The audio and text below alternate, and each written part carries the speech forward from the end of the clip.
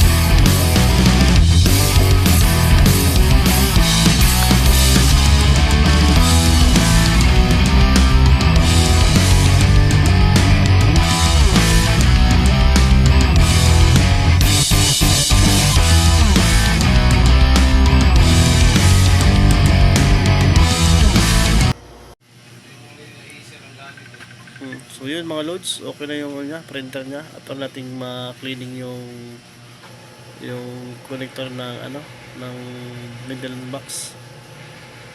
So yung red lights wala na rin sa printer nila. At yung printer okay na rin siya. Wala nang ibang error. So saksyon natin ginawa dun sa maintenance box na flex. Okay na siya. Success. Epson ready na.